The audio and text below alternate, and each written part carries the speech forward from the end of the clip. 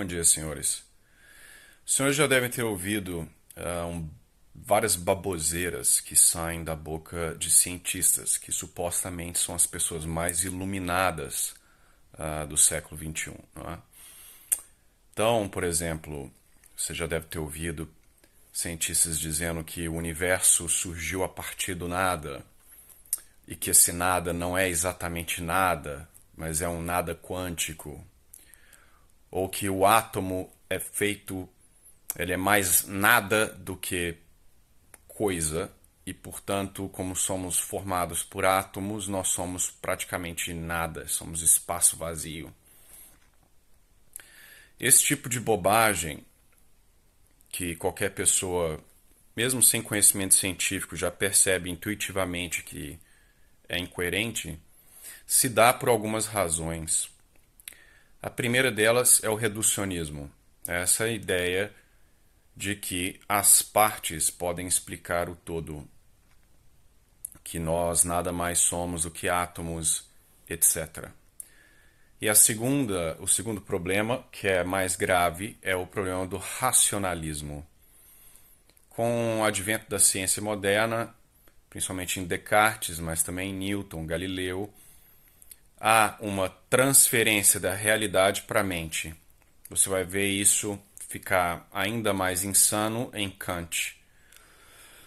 Mas a ciência moderna nada mais fez do que tentar reduzir a realidade à quantidade, uma matematização da realidade. Esses cientistas modernos ficaram, de certa forma, surpresos com a capacidade da matemática de desenvolver modelos e previsões que, pelo menos a nível da física, pareciam muito acuradas, e, portanto, eles começaram a tratar esses modelos, esses entes de razão, como sendo a coisa. Agora veja que a matemática ela lida com a quantidade abstraída da realidade. A quantidade é um acidente dos entes, e a matemática ela abstrai a quantidade e olha para a quantidade em si mesma. Então, ainda que ela seja mais evidente para nós, porque a quantidade é o primeiro acidente que a gente vê na coisa,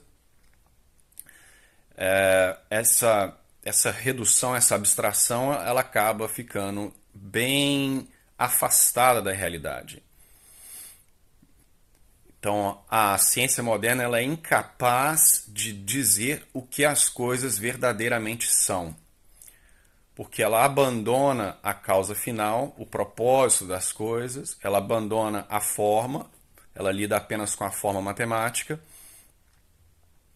e por lidar simplesmente com a quantidade, ela então é incapaz de discutir a essência. É por isso que Newton diz que I frame no hypothesis. Então, por exemplo, ele vai descrever o efeito da gravidade em uma fórmula, mas ele é incapaz de dizer o que é a gravidade. Então, ainda que Newton tenha cometido vários erros filosóficos, por exemplo, o espaço e tempo absolutos, que é uma proposição metafísica e não científica, mas ele confundiu. Ele ainda tinha essa noção, por causa de Aristóteles e da Igreja Católica, nos escolásticos, ele ainda tinha essa noção que o método científico não estava descrevendo o que as coisas são, mas meramente gerando modelos, entes de razão, abstraídos ali dos padrões da realidade. Mas com o tempo, que a filosofia foi cada vez mais sendo expurgada da ciência, mais essas coisas começaram a se misturar. Então, hoje em dia, as pessoas, os cientistas, eles geralmente tratam esses modelos ou esses dados que Maritain chama de empiriométricos como sendo a ontologia da coisa. Então, se o meu resultado empírico ou empiricométrico dá a entender que o átomo ele tem um espaço enorme ali no meio. Então eu concluo que a ontologia do átomo é que ele é basicamente nada, né? Então você vê que há uma invasão da filosofia pelo cientista. Lembrando-se que quanto mais afastado a coisa que você estuda está dos seus sentidos, mais turva ela é e menos real ela é. Então, por exemplo, eu, ao contrário do que dizem por aí, que a física ela é mais importante, ela é mais real do que, por exemplo, a biologia, porque a física nós podemos fazer previsões mais precisas com esse método matemático. A verdade é que eu, enquanto biólogo, eu tenho muito mais acesso à realidade do que um físico. Porque eu, enquanto biólogo, estou lidando com as substâncias diretamente. Um cachorro, uma árvore. O físico está abstraindo a quantidade, como eu já falei, e ele está olhando algo que nossos sentidos não têm direto acesso. Ninguém nunca viu um átomo. Você pode tentar inferir a existência do átomo pelos seus efeitos, mas mesmo os efeitos, para você medi-los, haverá 10 barreiras, 10 níveis de ferramentas entre os seus sentidos e aquilo que está tentando ser observado. Então vai ter um microscópio eletrônico, vai ter o computador que vai interpretar aquele resultado, vai ter uma imagem gerada que não é da coisa, que é baseada no modelo. Então, quanto mais você vai acrescentando essas camadas entre o seu sentido e a realidade, mais turva as suas inferências vão ficando e menos você é capaz de dizer algo real sobre a coisa. Então é por isso que os cientistas falam tanta bobagem, porque eles confundem o resultado dos seus métodos, esses entes de razão, essas descrições matemáticas com a realidade. E às vezes eles até postulam ontologicamente a existência de algo que eles não têm evidência, como por exemplo a matéria negra, que é algo que é postulado porque a equação depende dela. Não há massa o suficiente para a equação fechar. Então, para que haja essa massa, tem que se postular que há uma coisa aí que ninguém nunca mediu que tem a vasta maior massa do universo. Não é? Aqui está faltando. Então, esse é o grande problema. Você tem cientistas que não confiam nos próprios sentidos, eles confiam apenas nos seus entes de razão, eles estão presos na sua própria cabeça, é isso que é o racionalismo. Eles confundem as coisas da mente com a realidade. Mas nós devemos nos lembrar sempre que enquanto seres humanos, nós não somos anjos, todo o nosso conhecimento, todo, tem que passar pelos sentidos. Então entenda que os senhores devem confiar sim nos seus sentidos. Os seus sentidos não mentem. Isso é outra mentira que é dita a nós incessantemente, e isso é dito de propósito para que a gente abandone o senso comum para acreditar em absurdidades. Os seus sentidos jamais mentem. Você pode inferir coisas erradas a partir dos seus sentidos, mas os seus sentidos não mentem. Eles são incompletos, porque nós temos um modo de sensação que não é compreensivo de tudo, todos os modos que existem. Então, por exemplo, um morcego pode, por assim dizer, escutar pelo som. Nós não podemos fazer isso. Mas as informações que chegam até nós, elas são reais.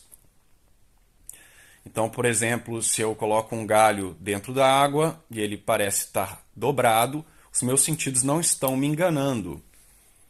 Os meus sentidos estão capturando algo real, que é a refração da luz, mas eu posso, por pouco conhecimento, fazer uma inferência incorreta e dizer, o galho entortou. Entende o problema? Então, Algumas pessoas utilizam dessas artimanhas para, como eu disse, minar a nossa confiança, os nossos sentidos, para que a gente possa mais facilmente aceitar as insanidades que eles propõem. Geralmente, que você tem a mesma qualidade de um macaco, que você é um ser qualquer, que não existe bem, que você é um mero pacote de átomos, etc, etc. Mas às vezes não. O cientista ele é um escravo da sua própria, dos seus próprios entes de razão.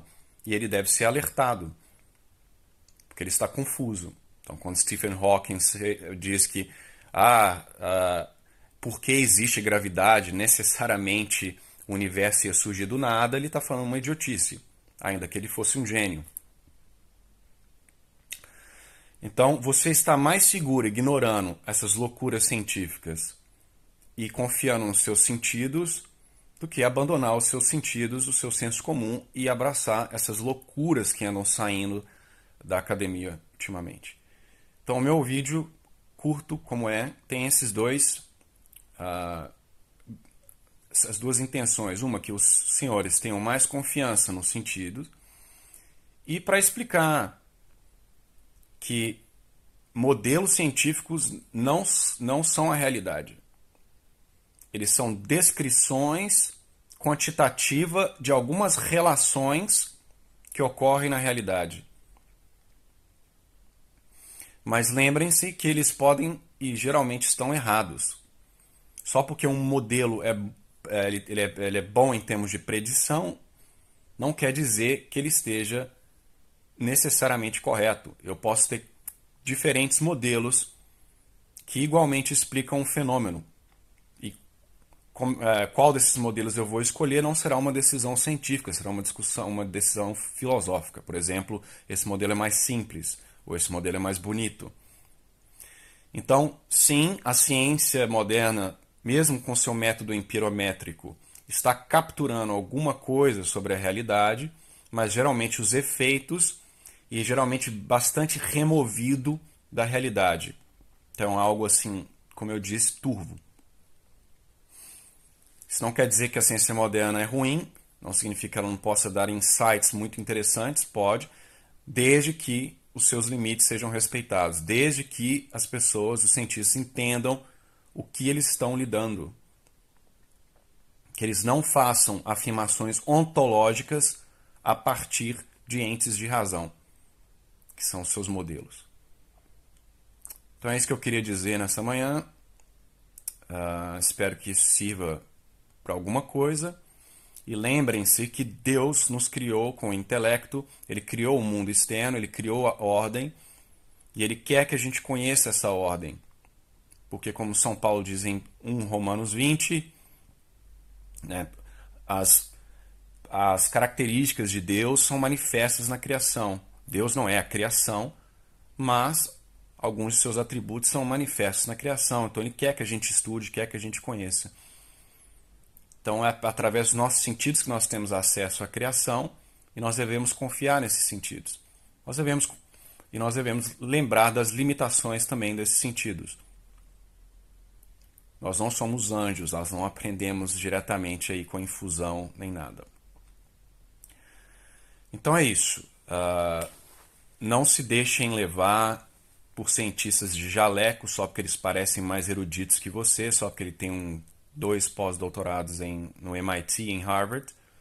Se ele falar algo que é extremamente contra o seu sentido, o seu senso comum, seja uma afronta à sua razão, o mínimo que você deve fazer é ser cauteloso. É colocar aquilo dali no armário e confiar nos seus sentidos, na sua fé, e depois você avalia. Porque às vezes tem algo interessante no que está sendo dito, mas o cientista não sabe se expressar. Ele faz uma afirmação ontológica e ela precisa ser limpada e os dados olhados com uma ótica metafisicamente correta para a gente realmente compreender o que o cientista queria ter dito, mas não disse. Entende? Então é isso, eu não estou demonizando a ciência moderna, eu sou um cientista. Eu gosto da ciência, mas ela está sendo abusada e se tornou uma religião. Então é isso. Fiquem com Deus. Tenham um excelente sábado.